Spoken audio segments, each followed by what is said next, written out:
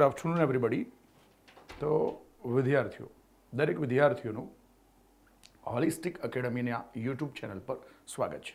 ચલો તો વિદ્યાર્થીઓ, હવે આપણે સરસ મજાનો આપણો જે ટોપિક શીખવાનો છે ન્યુક્લિયર ટેસ્ટિંગ અને ન્યુક્લિયર ટ્રીટીઝ, એના પાછળની જે બેકગ્રાઉન્ડ છે આપણે સમજવું પડશે કે કયા વર્ષથી આની શરૂઆત થઈ હશે, એના પાછળનું લોજિક શું હશે, કન્સેપ્ટ શું છે, એ જરા સમજવા માટે પ્રયત્ન કરીએ.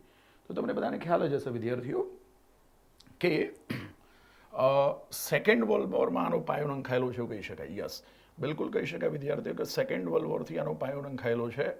યસ, તો સેકન્ડ વર્લ્ડ વોર તમને બધાને ખ્યાલ જ હશે કે સેકન્ડ વર્લ્ડ વોર જે છે, યસ, એ તમને બધાને ખ્યાલ જ હોય કે સેકન્ડ વર્લ્ડ વોર જે છે, યસ, સેકન્ડ વર્લ્ડ વોર જે છે એ 1900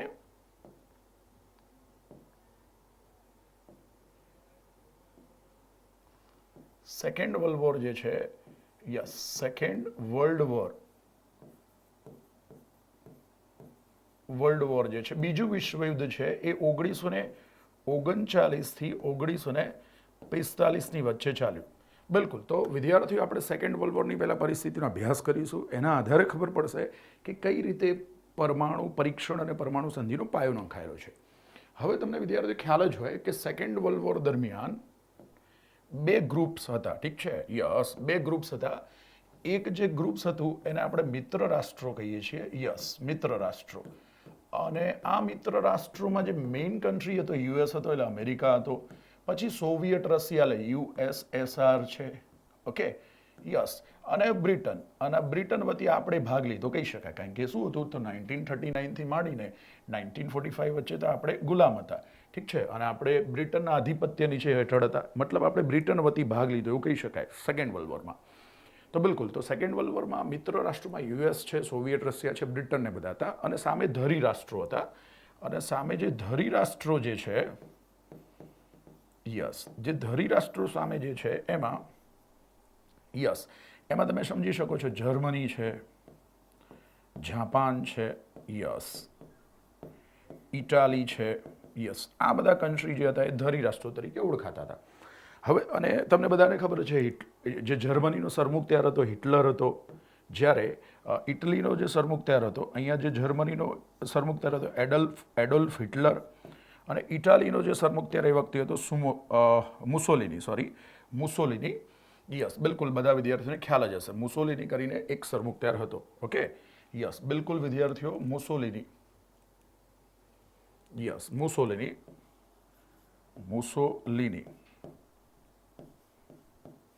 અને જાપાન, આ ત્રણ બધા કન્ટ્રી જે હતા એ ધરી રાષ્ટ્રો તરીકે ઓળખાતા. હવે આ બંને વચ્ચે સેકન્ડ વર્લ્ડ વોર ચાલ્યું. બરાબર. હવે સેકન્ડ વર્લ્ડ વોરમાં એવી એક ઐતિહાસિક જબરજસ્ત ઘટના બને છે કે જેના કારણે સેકન્ડ વર્લ્ડ વોરમાં ઘણા બધા પછી ફેરફાર આવે છે. સેકન્ડ વર્લ્ડ વોરમાં તમને બધાને ખ્યાલ જ હશે કે અમેરિકા નામનો જે કન્ટ્રી હતો ને એ ડાર્ક હોર્સ હતો. ડાર્ક હોર્સ હતો તો એને છુપો રુસ્તમ કહી શકાય. મતલબ શું થયું કે આને ડાર્ક હોર્સ તરીકે તમે કન્સિડર કરી શકશો, છુપા રુસ્તમ તરીકે કન્સિડર કરી શકશો.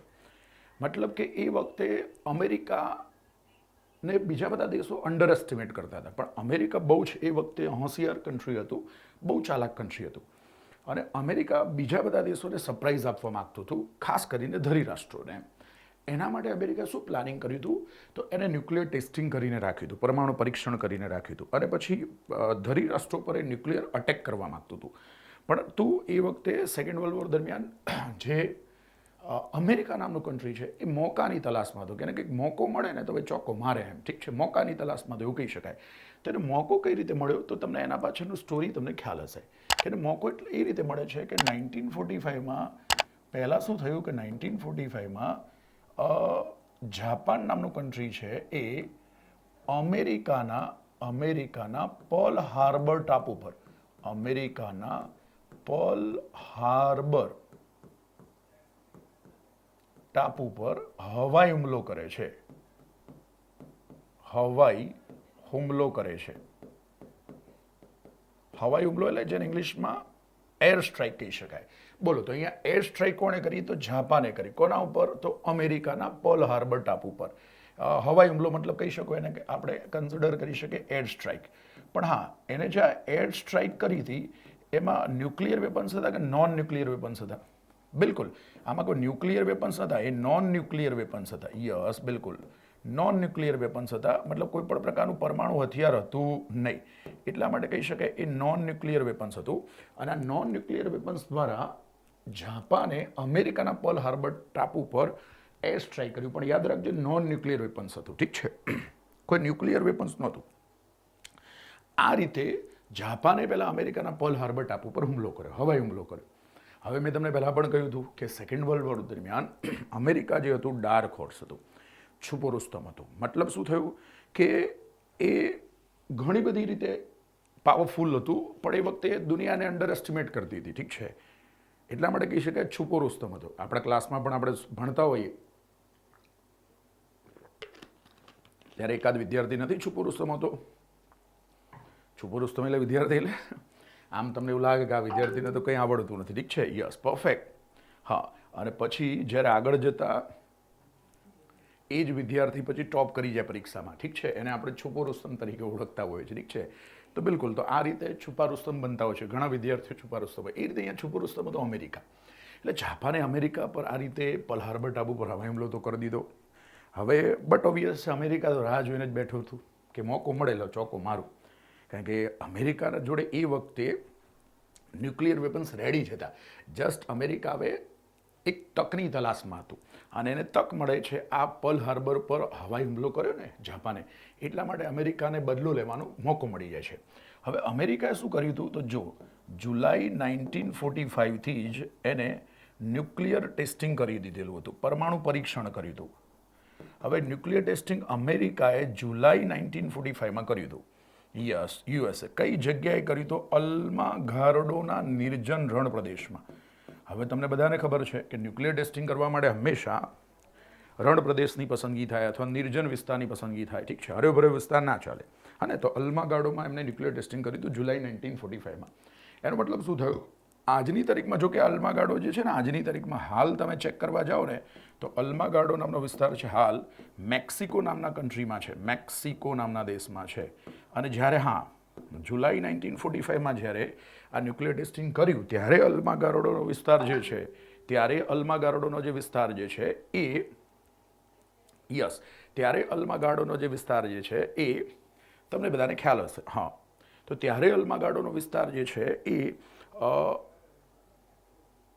યુએસમાં હતો, જ્યારે આજની તારીખમાં એ મેક્સિકોમાં છે. Okay, yes. તો એ વખતે તમે જોઈ શકો છો કે અલ્માગાર્ડોનો વિસ્તાર જે છે એ વખતે યુએસમાં હતો, જ્યારે આજની તારીખમાં મેક્સિકોમાં જતો રહ્યો. તો આ રીતે જુલાઈ 1945માં અમેરિકાએ ન્યુક્લિયર ટેસ્ટિંગ કર્યું હતું એવું કહી શકાય.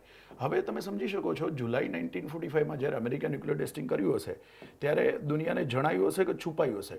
બટ ઓબ્વિયસ છે ને, દુનિયાને છુપાયું જ હશે. બિલકુલ 100% વાત સાચી છે કે એ વખતે દુનિયાને છુપાયું છે. કેમ એને દુનિયાથી છુપાયું હોય? એનું કારણ છે કે એ વખતે અમેરિકાનો જે ઈરાદો છે એ બહુ ડેન્જરસ હતો. હા, કે એ વખતે તમને બધાને ખ્યાલ છે કે અમેરિકા જે છે એ ન્યુક્લિયર અટેક કરવા માંગતું હતું. એનો મતલબ એનો ઈરાદો બહુ જ ડેન્જરસ હતો. હા, એટલા માટે કહી શકાય કે એ આ રીતે છુપાયું, એમ બધાથી છુપાયું. એમ જુલાઈ 1945માં એને ટેસ્ટિંગ તો કરી દીધું બરાબર, પણ બધાથી એને છુપાયું. અને હા, પછી એને 1 વર્ષ પછી સરપ્રાઈઝ મતલબ 1 જ મહિના પછી એને સરપ્રાઈઝ આપી દીધી. અને પછી તમને બધાને ખ્યાલ જ હશે કે ઓગસ્ટ 1945 આવી.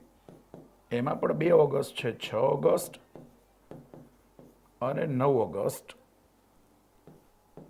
1945. ત્યારે ન્યુક્લિયર અટેક કરે છે. ત્યારે ન્યુક્લિયર અટેક કરે છે યુએસ. હા, કોના ઉપર કરે છે ન્યુક્લિયર અટેક? તો યુએસ જે ન્યુક્લિયર અટેક છે જાપાન પર કરે છે. તો આ રીતે એને જે અમેરિકાના પર્લ હાર્બર ટાપુ પર જાપાને જે એર સ્ટ્રાઇક કરી હતી, હવાઈ હુમલો કર્યો હતો, એનો બદલો લીધો, એમ એવું કહી શકાય. યસ, તો આ રીતે બદલો લીધો. પણ એને જો કેટલું મસ્ત પ્લાનિંગ કર્યું હતું, જો કે મસ્ત પ્લાનિંગ ના કહી શકાય, મતલબ એનો ઈરાદો નહોતો સારો. મતલબ એને શું પ્લાનિંગ કર્યું? જો જુલાઈ 1945માં એને ટેસ્ટિંગ કર્યું ત્યારે દુનિયાથી છુપાયું એને. હા, દુનિયાથી છુપાયું. દુનિયાને જણાયું જ નહીં. કેમ દુનિયાને જણાયું એને? કારણ કે એ ડેફિનેટલી 1 મહિના પછી અટેક કરવા માગતું હતું અને સ્વાભાવિક પણ ન્યુક્લિયર અટેક કરવા માગતું એટલે બધું છુપાવે. અને ફાઇનલી ઓગસ્ટ 1945માં એને ન્યુક્લિયર અટેક કરી દીધું. ઠીક છે, યસ. હા, અને હવે જ્યારે ન્યુક્લિયર અટેક કર્યું ત્યારે ડેફિનેટલી યુએસએ જાપાનમાં ન્યુક્લિયર અટેક કર્યું. તો જુઓ કે કેટલો જબરજસ્ત બદલો લીધો. જાપાને તો અમેરિકા પર નોન ન્યુક્લિયર વેપન્સ નાખ્યું હતું ને, પણ બદલામાં અમેરિકા તો જાપાન પર ન્યુક્લિયર અટેક કર્યું. ઠીક છે, યસ, ન્યુક્લિયર વેપન્સનો ઉપયોગ કર્યો. ઠીક છે, એટલે તમે અહીંયા જોઈ શકો છો યુએસનો ઈરાદો છે બહુ જ ડેન્જરસ હતો. હવે બટ ઓબ્વિયસ છે આ રીતે યુએસ જાપાન પર ન્યુક્લિયર અટેક કરે તો એની સાથે બટ ઓબ્વિયસ છે કે જાપાન નામનું કન્ટ્રી છે શરણાગતિ સ્વીકારી જ લે. હવે આ કેટલો ડેન્જરસ ન્યુક્લિયર અટેક હતો તમે જોઈ શકો છો. અહીંયા તમે જોઈ શકો છો કેટલી ડેન્જરસ ઇમ્પેક્ટ હતી એની, જબરજસ્ત ડેન્જરસ ઇમ્પેક્ટ હતી. આખું જાપાન તહસમસ થઈ ગયું હતું. ઠીક છે, એમાં જો પહેલાં હિરોશીમા નામની સિટી પર અટેક થયો હતો. હિરોશીમા નામની સિટી પર અટેક 6 ઓગસ્ટના દિવસે થયો હતો. 6 ઓગસ્ટ 1945ના દિવસે એ હિરોશીમા પર ન્યુક્લિયર અટેક કરે છે. હિરોશીમા પર જે ન્યુક્લિયર અટેક કરવામાં આવે તો એ બોમ્બનું નામ છે, એ પરમાણુ બોમ્બનું નામ છે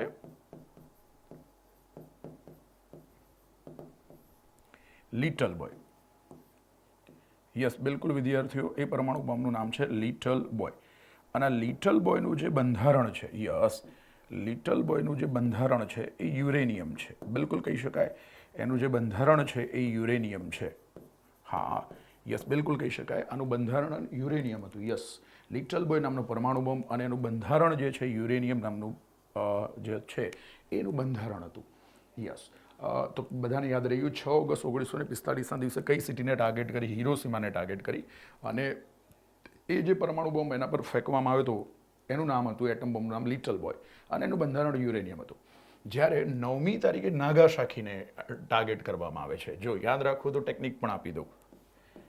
જો 6ઠી તારીખે હિરોશીમા નામની સિટી છે અને 9મી તારીખે નાગાસાકી નામની સિટી છે.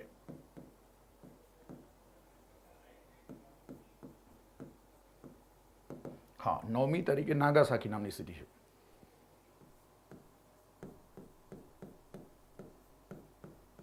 જો યાદ રાખવું તો ટેકનિક જો છે જ મસ્ત.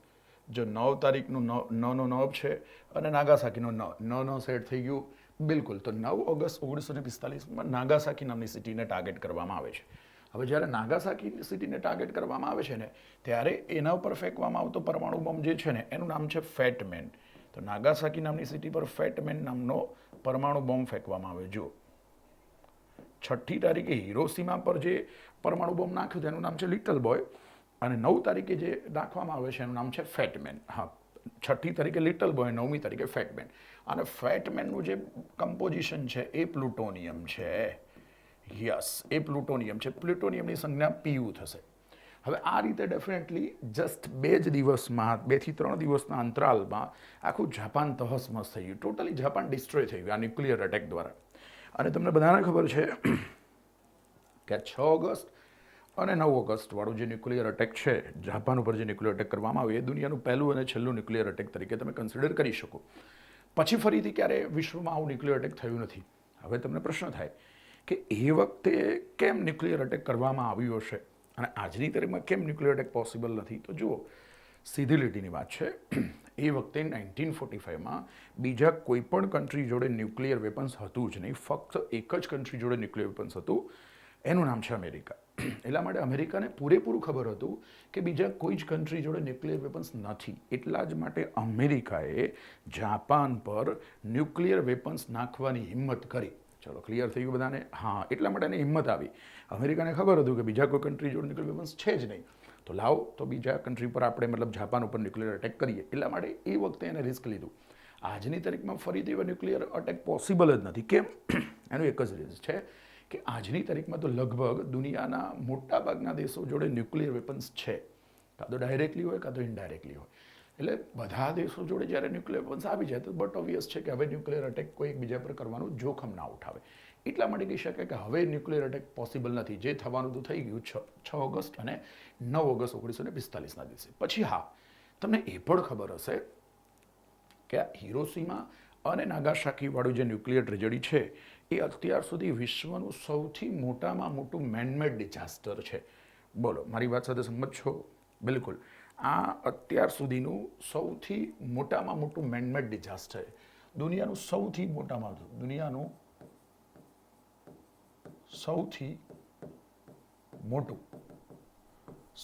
મોટું મેનમેડ ડિઝાસ્ટર હોય ને તો આ જ છે.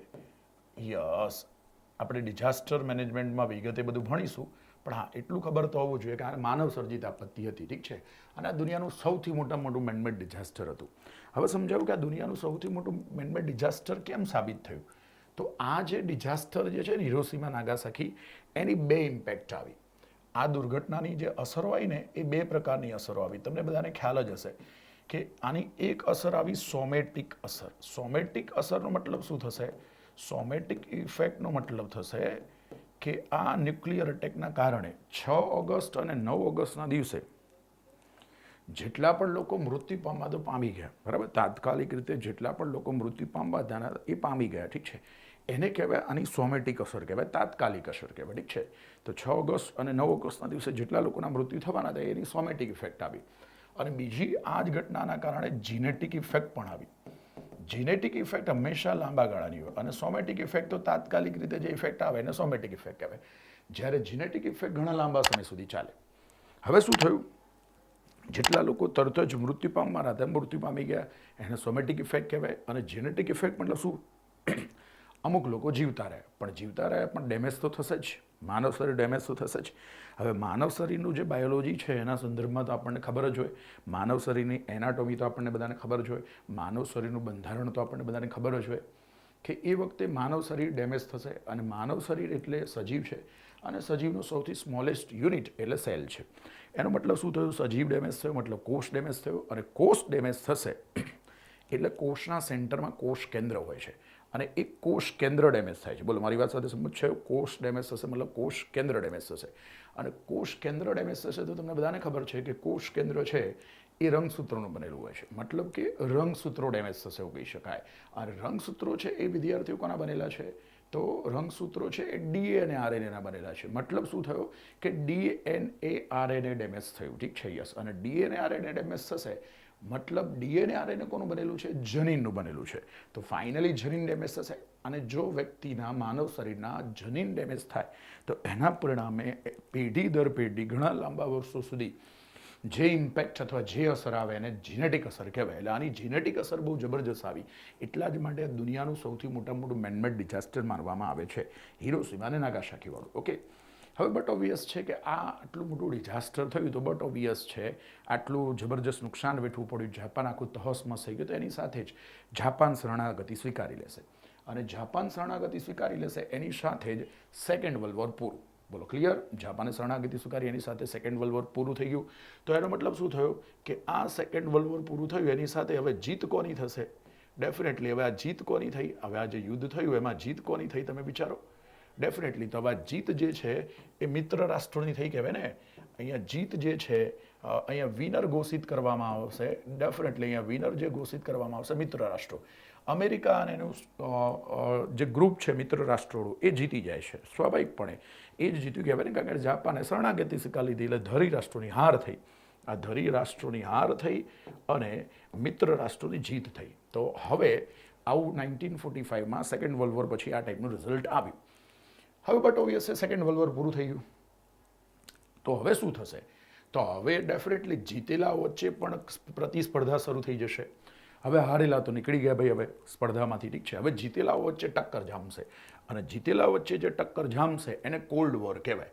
બોલો, મારી વાત સાથે સંમત છો? હવે જીતેલા જે દેશો જે છે, હા, એના વચ્ચે જે ટક્કર જામવાની છે એને આપણે કોલ્ડ વોર તરીકે કહીશું, કન્સિડર કરીશું. યસ, એટલે હવે જીતેલા જે દેશો હતા, હા, એમાં જે એક યુએસ છે અને બીજું યુએસએસઆર છે, મતલબ સોવિયત રશિયા. આ બંને વિનર છે, બિલકુલ વિનર છે.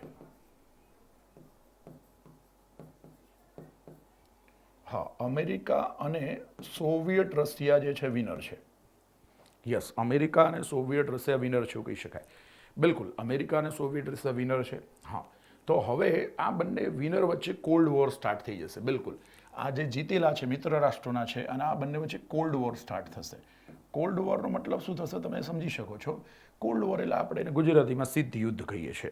સ્વાભાવિક પડે કોલ્ડ વોર તો કોના વચ્ચે ચાલુ થાય? જીતેલા વચ્ચે જ ચાલુ થાય ને. જીતેલા વચ્ચે જ પછી ભાગલા પડવા માટે પ્રતિસ્પર્ધા થાય અને એકબીજાના કોમ્પિટિટર બની જાય, ઠીક છે. હારેલા તો બધા હટી ગયા. હવે કોલ્ડ વોર સ્ટાર્ટ થશે, શીત યુદ્ધ સ્ટાર્ટ થશે. કોલ્ડ વોરમાં કેવું હોય વિદ્યાર્થીઓ કે એકબીજાની કટ્ટર હરીફાઈ કરવાની, પણ હા ક્યાંય સીધું આક્રમણ નહીં કરવાનું, ક્યાંય સીધું યુદ્ધ નહીં કરવાનું, એને આપણે કોલ્ડ વોર તરીકે કન્સિડર કરીએ છીએ.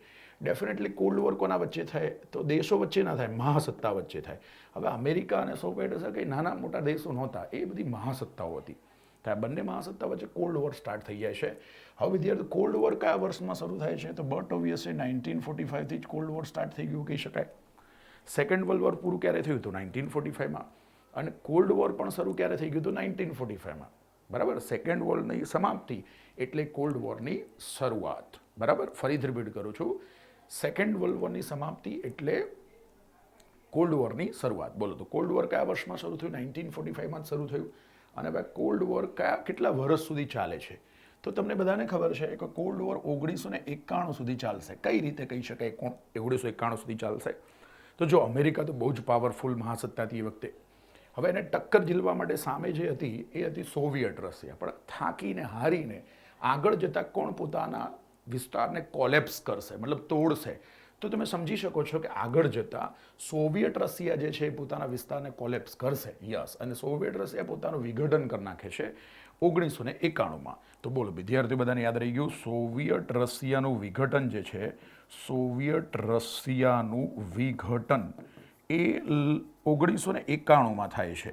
અને એમાંથી લગભગ 15 દેશ છૂટા પડે છે. અને એમાંનો એક દેશ એટલે રશિયા. એનો મતલબ શું થયો કે પાવરફુલ જે કન્ટ્રી હતો તો મહાસત્તા જે હતું એ રશિયા હતું? ના વિદ્યાર્થીઓ, સોવિયત રશિયા હતું.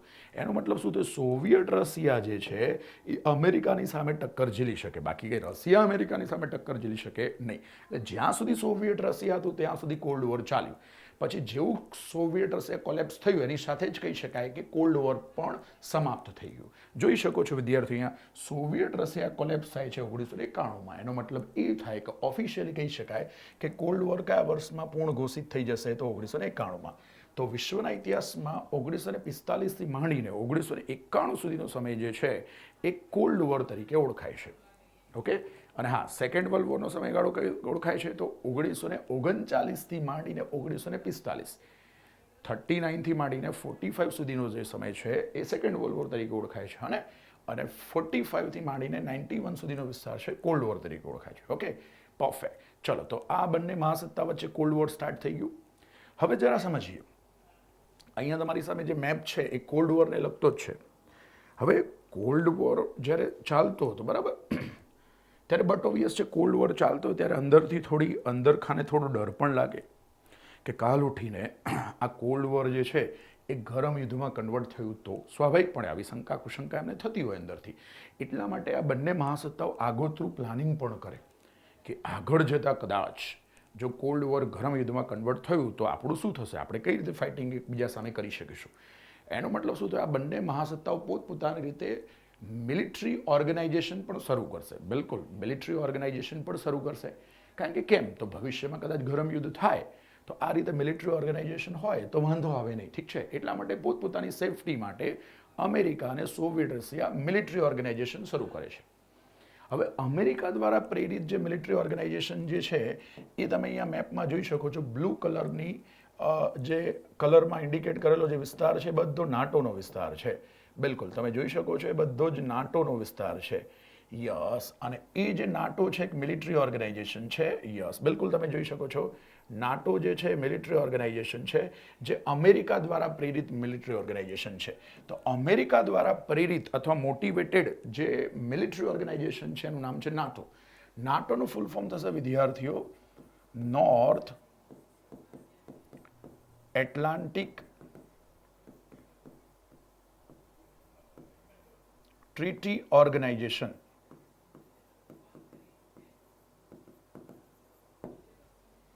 Yes, north Atlantic treaty organisation.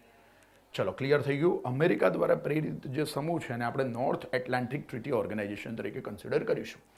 Yes, બિલકુલ, નોર્થ એટલાન્ટિક ટ્રીટી ઓર્ગેનાઇઝેશન, જેને શોર્ટમાં આપણે નાટો કહીએ છીએ. તો હવે નાટો સમૂહમાં કયા દેશો જોડાશે? બટ ઓબ્વિયસ છે બધા મૂડીવાદી દેશો જોડાશે. જે મૂડીવાદી દેશો જે છે કે જે કેપિટલિઝમમાં બિલીવ કરનારા દેશો છે એ ડેફિનેટલી અમેરિકાના ગ્રુપમાં જોડાય. ફોર એક્ઝામ્પલ અમેરિકા છે, ઇંગ્લેન્ડ છે. તો આ બધા કન્ટ્રી એવા છે કે જે મૂડીવાદી વિચારસરણી ધરાવે છે, કેપિટલિઝમમાં બિલીવ કરે છે. ઉદ્યોગપતિને વધારે પ્રોત્સાહન આપવામાં બિલીવ કરે છે, એ બધા દેશો અમેરિકા દ્વારા પ્રેરિત નાટો સમૂહમાં જોડાશે. બરાબર ને? પરફેક્ટ. ઓકે, ચલો. અને સામે સોવિયત રશિયા પણ પોતાનું મિલિટરી ઓર્ગેનાઇઝેશન ચાલુ કરવા માટે પ્રયત્ન કરશે.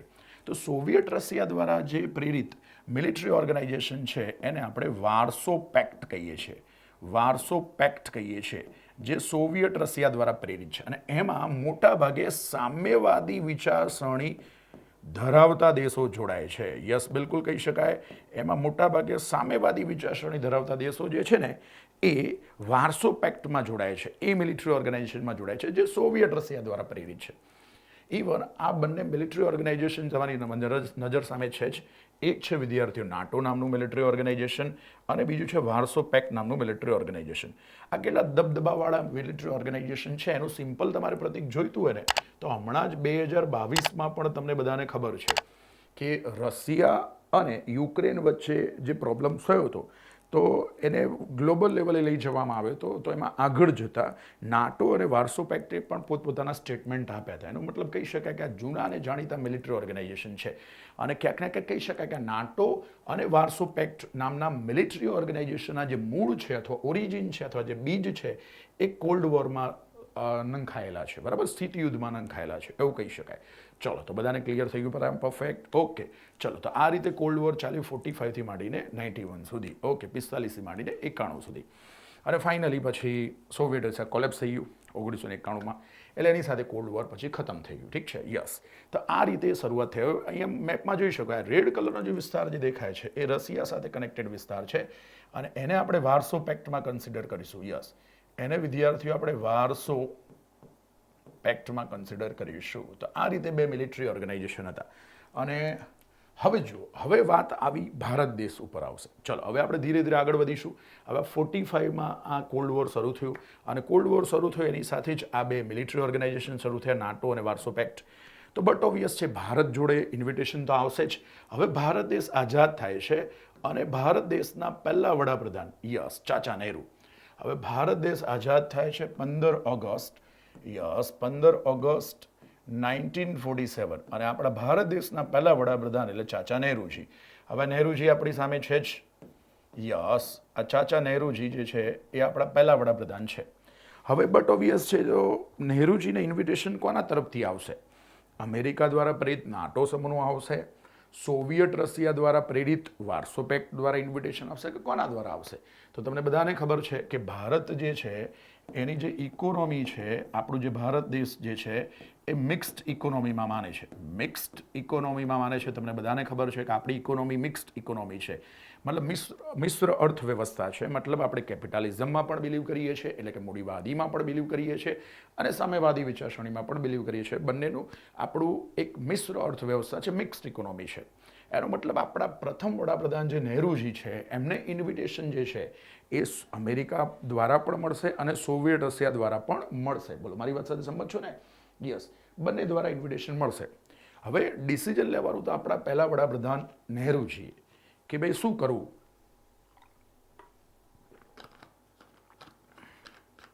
યસ, ડિસિઝન હવે નહેરુજીએ લેવાનું હતું કે ભાઈ કયા ગ્રુપમાં જોડાવું. એમ મતલબ કે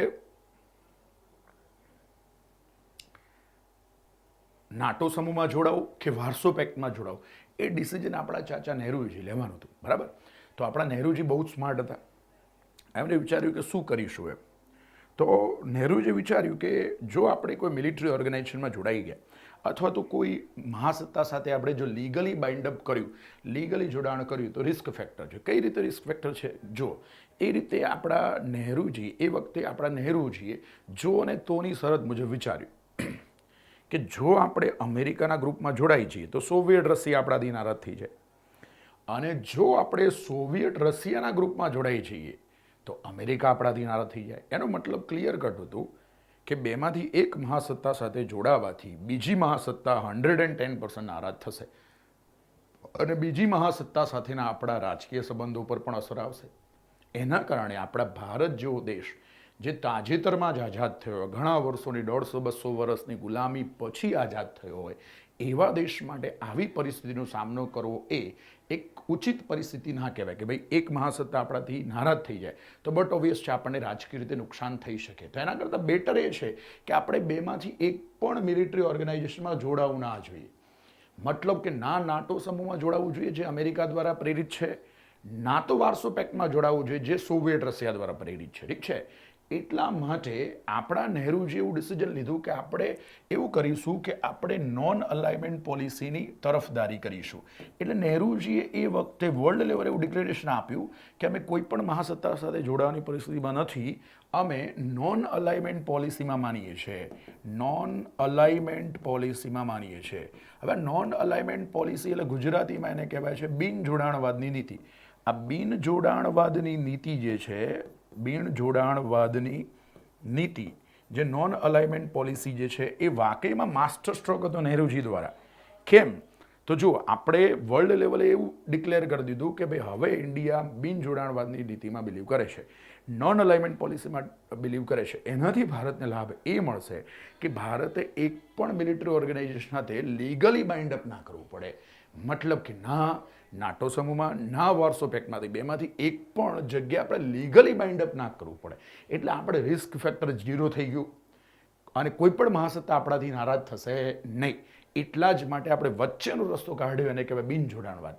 આ ટાઈપની જે ડિસિઝન હતું નહેરુજીનું ધી બેસ્ટ ડિસિઝન હતું. કેમ? કારણ કે એ વખતે ભારત ઘણા વર્ષોની ગુલામી પછી આઝાદ થયું હતું, બરાબર ને? તો એ વખતે જો કોઈ મિલિટરી ઓર્ગેનાઇઝેશન સાથે આપણે જોડાઈ જઈએ તો બટ ઓબ્વિયસ છે બીજી મહાસત્તા નારાજ થઈ જાય અને રિસ્ક ફેક્ટર પણ ઘણું બધું હતું. એના કરતાં બેટર છે બિન જોડાણવાળું રો, નોન અલાઇનમેન્ટવાળી પોલિસીને ફોલો કરો. એ ભારત માટે વધારે બેટર હતી. એવું સારી રીતે આપણા નહેરુજી સમજતા હતા અને નહેરુજી એને ઇમ્પ્લિમેન્ટ કર્યું. હવે નહેરુજીએ આ નોન અલાઇનમેન્ટ પોલિસીને જે ડિક્લેર કરી એમાં કયા દેશો પાર્ટિસિપેટ થશે? તો ડેફિનેટલી જે ભારત જેવા દેશો હશે કે જે તાજેતરમાં જ 1947-48માં જ આઝાદ થયા હોય, એશિયા અને આફ્રિકાના દેશો, એ બધા જોડાશે. સમદુખિયા બધા જોડાશે. એમ કેમ? તમને બધાને ખબર છે આ સમયગાળામાં 1947-48માં ઘણા બધા એશિયા અથવા આફ્રિકાના દેશો જે હતા એ બ્રિટિશ સામ્રાજ્યના આધિપત્યમાંથી આઝાદ થયા હતા. ફક્ત ભારત દેશ આઝાદ થયો તો એવું નહોતું. ઘણા બધા દેશો એશિયા અને આફ્રિકાના હતા. એ વખતે 1947-48ના સમયમાં બ્રિટિશ સામ્રાજ્યના આધિપત્યમાંથી આઝાદ થયા હતા. તો આ બધા દેશો ભારત જેવા સમદુખિયા કહેવાય. એટલે એ બધા દેશોને ડેફિનેટલી આપણા નહેરુજીએ એટ્રેક્ટ કરવામાં સફળ રહ્યા. અને નહેરુજીએ આ રીતે એશિયા અને આફ્રિકાના જે નવા આઝાદ થયેલા, મતલબ 1947-48માં આઝાદ થયેલા બધા દેશોના લીડર છે એમને અટ્રેક્ટ કરે કે આવો આપણી સાથે આપણે બધા બિન જોડાણવાદની નીતિમાં માનીએ, નોન અલાઇનમેન્ટ પોલિસીમાં માનીએ કે જેનાથી આપણે રિસ્ક ફેક્ટર 0 થઈ જાય અને કોઈ પણ મહાસત્તા આપણાથી નારાજ ન થાય. એ રીતે આપણે બિન જોડાણવાદની વકાલત કરી એવું કહી શકાય. નોન અલાઇનમેન્ટ પોલિસીની વકાલત માટે વર્લ્ડ લેવલે સૌથી અગત્યનું નામ એટલે આપણા ભારતના પહેલા વડાપ્રધાન ચાચા નહેરુજી. ચલો ક્લિયર? તો હાલો, તો આપણું આ જે ચેપ્ટર છે એમાં આપણે 1947 સુધી પહોંચ્યા છીએ. હવે આપણે આ ચેપ્ટરમાં આગળ વધીશું. વિદ્યાર્થીઓ, અત્યાર સુધી આપણે આ ચેપ્ટરમાં શું જોયું? તો આપણે 1939થી સ્ટાર્ટ કર્યું છે, 1939થી સ્ટાર્ટ કર્યું છે જ્યારે સેકન્ડ વર્લ્ડ વોર સ્ટાર્ટ થયું હતું. તો 1939થી માંડીને છે કે 1947 સુધી આવ્યા. અને હવે જે વર્લ્ડની ઘટનાઓ છે એની ભારત પર પણ ઇમ્પેક્ટ આવી, એ ધીરે ધીરે કેવી ઇમ્પેક્ટ આવી એનો આગળ જતાં ધીરે ધીરે આપણે અભ્યાસ કરીશું. પણ કહાની આપણી 47 સુધી પહોંચી.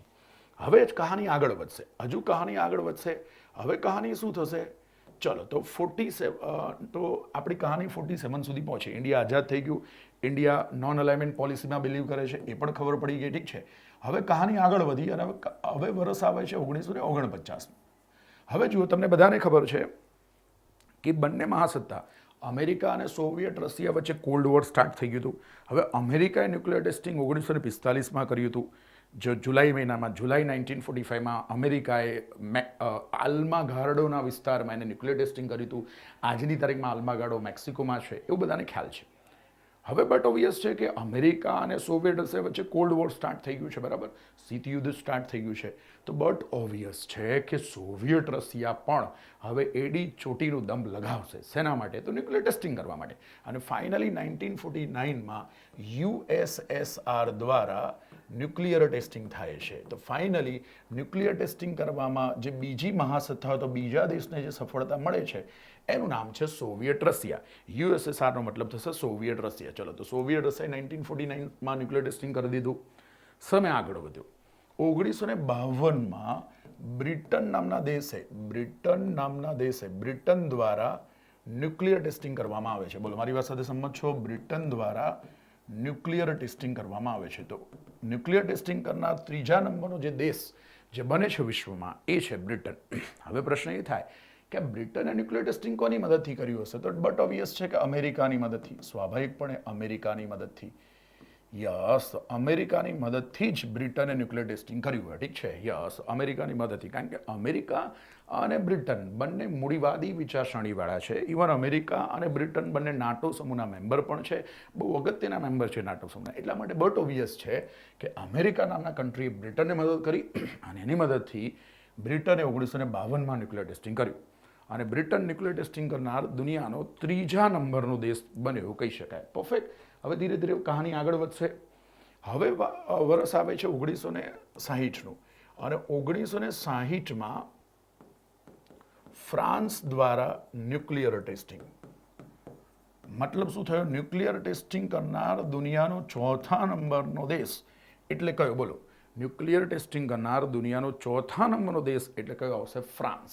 હવે પ્રશ્ન એ બને છે કે ફ્રાન્સ દ્વારા જે ન્યુક્લિયર ટેસ્ટિંગ કરવામાં આવ્યું એ કોની મદદથી કર્યું હશે? તો ફ્રાન્સે. તો તમે સમજી શકો છો કે ફ્રાન્સે જે ન્યુક્લિયર ટેસ્ટિંગ કર્યું છે એ બ્રિટનની મદદથી કર્યું. યસ, બિલકુલ, બ્રિટનની મદદથી કર્યું. યસ, બોલો, મારી વાત સાથે સંમત છો? યસ, ફ્રાન્સ દ્વારા જે ન્યુક્લિયર ટેસ્ટિંગ કર્યું, હા, એ બ્રિટનની મદદથી કર્યું. કારણ કે બટ ઓબ્વિયસ છે બ્રિટન અને ફ્રાન્સ છે બંને પાછા મૂડીવાદી વિચારસરણીવાળા દેશો છે. એટલા માટે બટ ઓબ્વિયસ છે બ્રિટને પછી ફ્રાન્સને મદદ કરી અને ફ્રાન્સે ન્યુક્લિયર ટેસ્ટિંગ કર્યું.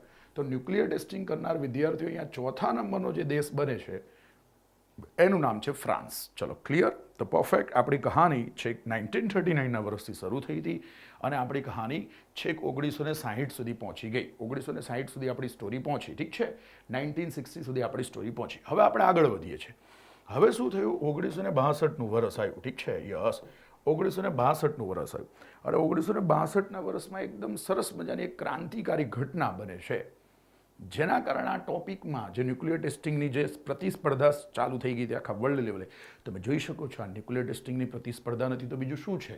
જો 45માં ન્યુક્લિયર ટેસ્ટિંગ અમેરિકાએ કર્યું, 49માં સોવિયત રશિયાએ કર્યું, 52માં બ્રિટને કર્યું, 60માં ફ્રાન્સે કર્યું. મતલબ કે આ ન્યુક્લિયર ટેસ્ટિંગની એક જબરજસ્ત પ્રતિસ્પર્ધા જામી હતી, એક હોડ જામી તેવું કહી શકાય.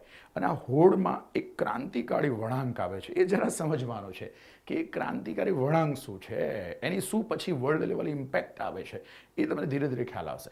પણ ટૂંકમાં ક્લિયર થઈ જવું છે કે હવે 1962નું જે વર્ષ આવવાનું છે ને, એક કહાનીમાં ટ્વિસ્ટ લઈને આવવાનું છે. સાંભળો હવે કહાનીમાં શું ટ્વિસ્ટ આવે. તો 1962માં ક્યુબા મિસાઇલ સંકટ સર્જાયું અને આ ક્યુબા મિસાઇલ સંકટ એકદમ ક્રાંતિકારી સાબિત થયું. કારણ કે એના દ્વારા કહાનીમાં ઘણા બધા ટ્વિસ્ટ આવશે. હા, એના દ્વારા કહાનીમાં ઘણા બધા ટ્વિસ્ટ આવશે. ઠીક છે, કહાનીમાં ઘણા બધા મોડ આવે છે, ઘણા બધા બદલાવ આવે છે એવું કહી શકાય છે. આ ક્યુબા મિસાઇલ ક્રાઇસિસના કારણે જ 1962માં જે ક્યુબા મિસાઇલ ક્રાઇસિસ થયું ને એના કારણે કહાનીમાં ઘણા બધા ટ્વિસ્ટ આવે છે એવું કહી શકાય. તો જરા સમજીએ કે આ શું ટ્વિસ્ટ છે, ક્યુબા મિસાઇલ સંકટ શું છે, એ જરા સમજવા માટે પ્રયત્ન કરીએ. તો એના માટે તમારે આ વસ્તુ સમજવી પડશે કે એ વખતે ક્યુબા જે છે એ સામ્યવાદી વિચારસરણી ધરાવતું હતું અને એ વખતે ક્યુબાનો જે સર્વોપરી જે વ્યક્તિ હતો, મહત્વનો જે શાસક હતો, એનું નામ હતું ફિડલ કાસ્ટ્રો. જોજો, ફિડલ કાસ્ટ્રો. ફિડલ કાસ્ટ્રો. અને એ જ વખતે 1962માં જ સોવિયત રશિયા જે છે, યુએસએસઆર છે, એ પણ એ વખતે સામ્યવાદી વિચારસરણી ધરાવતું હતું. અને એ વખતે સોવિયત રશિયાના જે શાસક વ્યક્તિ છે એમનું નામ છે ખુશ્ચોવ. હવે ખુશ્ચોવ અને ફિડલ કાસ્ટ્રોની વિચારસરણી સેમ થઈ. મતલબ સોવિયત રશિયા અને ક્યુબાની વિચારસરણી સેમ થઈ. બંને કઈ વિચારસરણીમાં માનનારા દેશો છે? તો સામ્યવાદી વિચારસરણીમાં માનનારા દેશો છે. એટલે બટ ઓબ્વિયસ છે કે આ બંને લંગોટિયા યાર કહી શકાય. આ લંગોટિયા યાર છે બંને જણા. ઠીક છે, બંને વચ્ચે ફ્રેન્ડશિપ સારી એવી છે. અને એ વખતે 1962માં અમેરિકા નામની જે મહાસત્તા છે એના જે પ્રેસિડેન્ટ હતા, ઠીક છે, અમેરિકા ડેફિનેટલી એ વખતે પણ મૂડીવાદી હતું ને આજે પણ મૂડીવાદી વિચારસરણીમાં ધરાવે છે. તો એ વખતે અમેરિકાના જે રાષ્ટ્રપ્રમુખ એટલે કે પ્રેસિડેન્ટ હતા એનું નામ છે જ્હોન કેનેડી. હવે જરા સમજીએ કે આ કહાનીમાં શું ટ્વિસ્ટ પડે છે 1962માં. તો જુઓ, પેલા બંને વચ્ચે જુગલબંધી છે. કોના વચ્ચે? ફિડલ કાસ્ટ્રો અને ખુશ્ચો, કારણ કે બંને સામ્યવાદી વિચારસરણી ધરાવે છે એટલા માટે. એ વખતે જે સોવિયત રશિયાનો જે શાસક ખુશ્ચો હતો ને, એના દિમાગમાં એક ખતરનાક આઈડિયા આવે છે. શું ખતરનાક આઈડિયા આવે છે જરા સમજવા ટ્રાય કરીએ. એ વખતે ખુશ્ચો શું કરે છે? ખુશ્ચો એવું ડિસાઇડ કરે છે કે આપણે એ વખતે ખુશ્ચો એવું ડિસાઇડ કરે છે કે આપણે એ વખતે ખુશ્ચોના દિમાગમાં જબરજસ્ત આઈડિયા આવે છે. સોવિયત રશિયાનો શાસક ખુશ્ચો કે ભાઈ આપણે અમેરિકાને સીધું કરી નાખવું છે. એકચ્યુઅલમાં એ વખતે સોવિયત રશિયાએ એવું પ્લાનિંગ કર્યું હતું કે એ અમેરિકા પર સીધું આક્રમણ કરવા માંગતું હતું. મતલબ કોલ્ડ વોરને ગરમ યુદ્ધમાં કન્વર્ટ કરવા માંગતું હતું. આવો તુફાની ખ્યાલ આવે છે સોવિયત રશિયાને. અને સોવિયત રશિયા એવું પ્લાન કરવા માંગે છે કે પોતાની બધી મિસાઇલ્સ છે ને એ આપણે અમેરિકાની અલગ અલગ સિટી પર દાગી દઈશું એમ. મતલબ કે સોવિયત રશિયા અમેરિકાની અલગ અલગ સિટી પર મિસાઇલ્સ દ્વારા હુમલો કરવા માંગે છે. આવું ગુપ્ત પ્લાનિંગ કરે છે સોવિયત રશિયા કે જેના દ્વારા એ અમેરિકાના અલગ અલગ સિટીને મિસાઇલ્સ દ્વારા ટાર્ગેટ કરી શકે. મતલબ એ શીત યુદ્ધને ગરમ યુદ્ધમાં કન્વર્ટ કરવા માંગે છે. હવે પોતાની આ ખતરનાક પ્લાનિંગને અંજામ આપવા માટે ખુશ્ચોવ છે એ ફિડલ કાસ્ટ્રોની મદદ લેશે. એના બે રીઝન છે, તમે જોઈ શકો છો. એના બે રીઝન છે. એક તો બંને ફ્રેન્ડ્સ છે, બંને સામ્યવાદી વિચારસરણીવાળા છે. અને બીજું તમે જુઓ ને તો વિશ્વના નકશામાં તમે જુઓ તો ખ્યાલ આવશે કે અમેરિકા અને ક્યુબાનું જિયોગ્રાફિકલ લોકેશન છે એકદમ નજીક છે. તમે જોઈ શકો છો અહીંયા આ મેપ દ્વારા કે ક્યુબા જે છે ને વિદ્યાર્થીઓ કેરેબિયન સાગરમાં આવે છે. ખબર છે ને તમને બધાને? ક્યુબા જે છે કેરેબિયન સાગરમાં આવે છે. કેરેબિયન સાગરમાં રહેલો એક સ્વતંત્ર ટાપુ છે.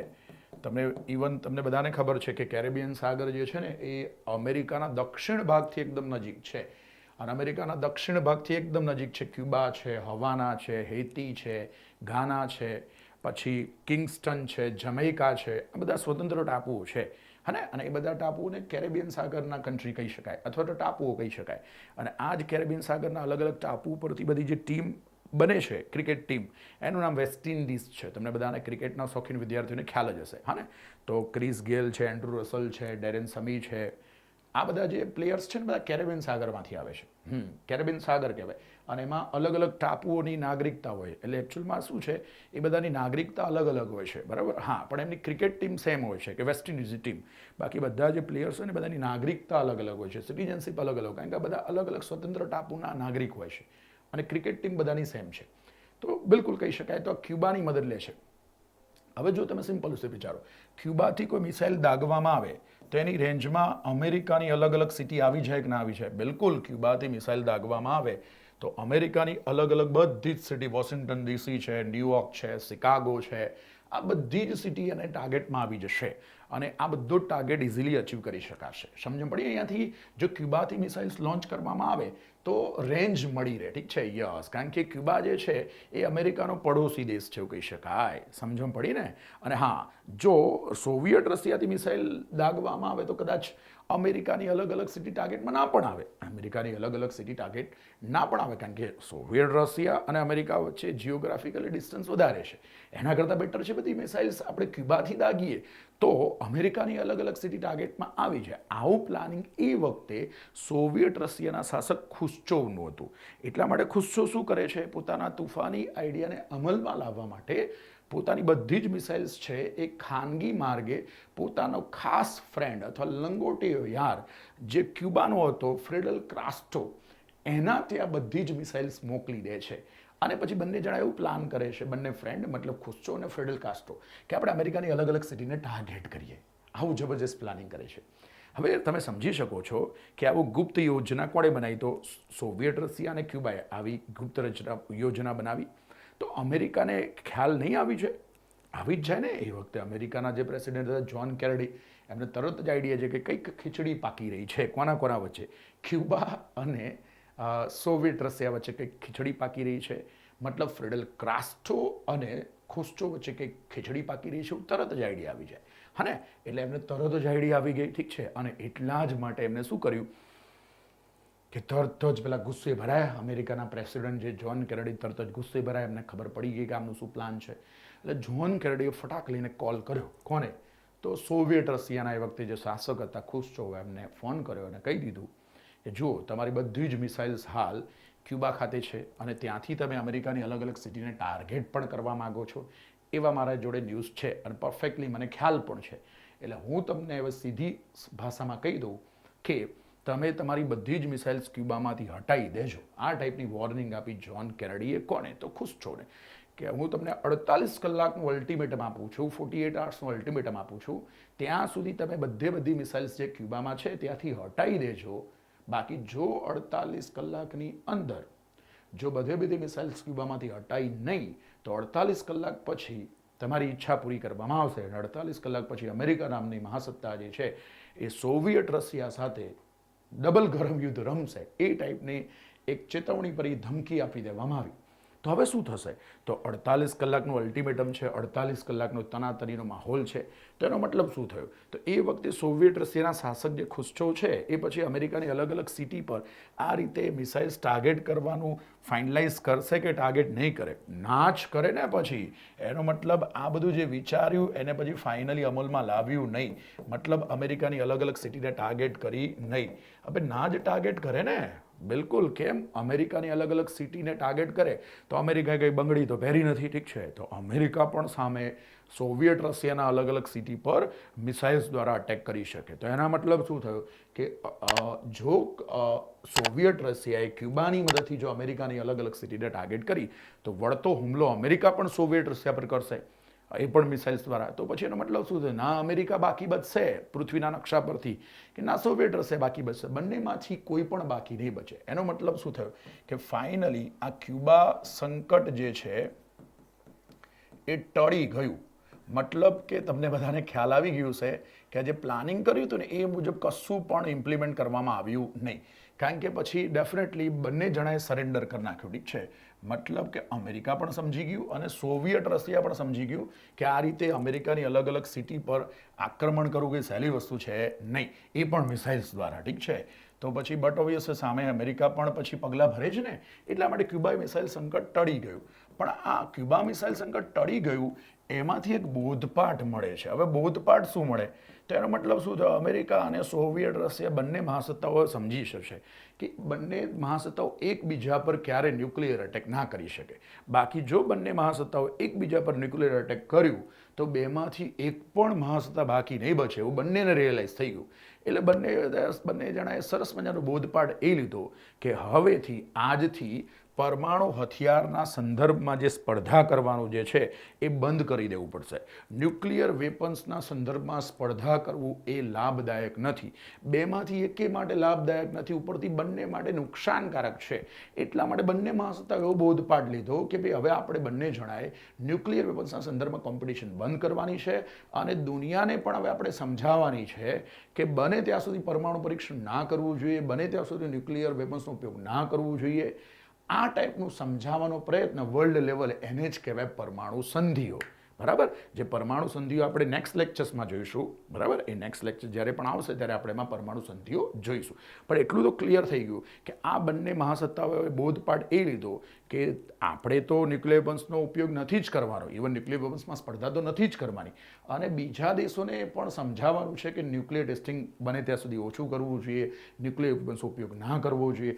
આ ટાઈપનું સમજાવવાનું નક્કી કર્યું અને એ સમજાવવાનો પ્રયત્ન એને જ કહેવાય નિસશસ્ત્રીકરણની શરૂઆત.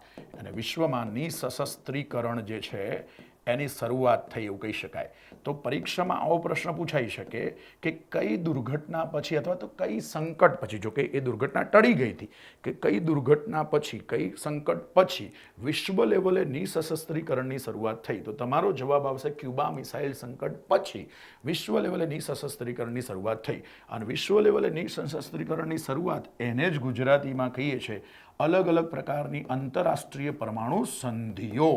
ઓકે, ચલો. અલગ અલગ પ્રકારની ન્યુક્લિયર ટ્રીટીઝ, અને અલગ અલગ પ્રકારની ન્યુક્લિયર ટ્રીટીઝ હોય ને એમાં અલગ અલગ શરતો હશે, હા ને, જે વિગતે આપણે પછી એ નેક્સ્ટ લેક્ચર્સમાં જોવાનું આવશે, ઠીક છે?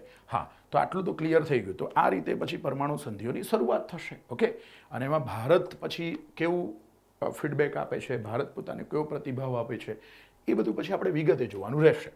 બરાબર ને? ઠીક છે. તો 1962માં આપણું જે છે એ આ પરમાણુ સંધિ જે છે, આ 1962માં આ ક્યુબા મિસાઇલ સંકટ ટળી ગયું એવું કહી શકાય. પછી આગળ જતાં શું થયું ખબર છે?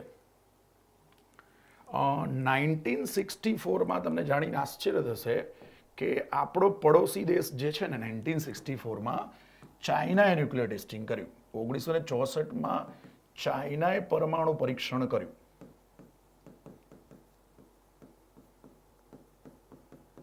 અને આ પરમાણુ પરીક્ષણ કરનાર 5મો દેશ બન્યો. બોલો, મારી વાત સાથે સંમત છો? યસ, બિલકુલ, આ 5મો દેશ બન્યો. ચાઇના જે છે ને 1964માં ન્યુક્લિયર ટેસ્ટિંગ કરે છે. આ ન્યુક્લિયર ટેસ્ટિંગ કરનાર ચાઇના દુનિયાનો 5મો દેશ બન્યો. અને હવે 1964 સુધી 5 દેશો ન્યુક્લિયર ટેસ્ટિંગ કરી ચૂકેલા છે, જેને આપણે P5 દેશો કહીએ છીએ. એ P5 દેશોમાં તમે સમજી શકો છો, એક યુએસ છે, પછી એ વખતનું સોવિયત રશિયા એટલે અત્યારનું રશિયા, પછી બ્રિટન, પછી ફ્રાન્સ અને 5મા નંબરનું ચાઇના. હવે ચાઇના ન્યુક્લિયર ટેસ્ટિંગ કરે તો એને આપણે ગંભીરતાથી લેવું પડે કે ના લેવું પડે? બોલો, લેવું જ પડે ને ભાઈ. ચાઇના ન્યુક્લિયર ટેસ્ટિંગ કરે તો ભાઈ એનાથી આપણે ગંભીરતાથી લેવું પડે. કેમ? ચાઇના જે છે ને એ આપણો પડોશી દેશ પણ છે અને દુશ્મન દેશ પણ છે.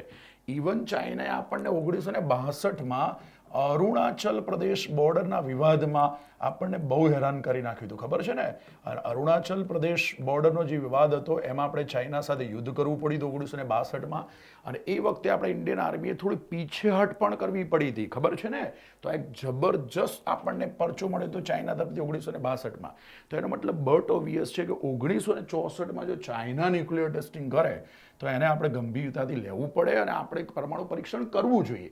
તો એ વખતે આજે હોમી ભાભા સાહેબ જે છે તમારી નજર સામે છે, જુઓ, આ રે ડૉક્ટર હોમી ભાભા. તો ડૉક્ટર હોમી ભાભા એવું ઈચ્છતા હતા 1964માં જ કે ભાઈ ભારતે પરમાણુ પરીક્ષણ કરવું જોઈએ. ભારતે પરમાણુ પરીક્ષણ કરવું જોઈએ.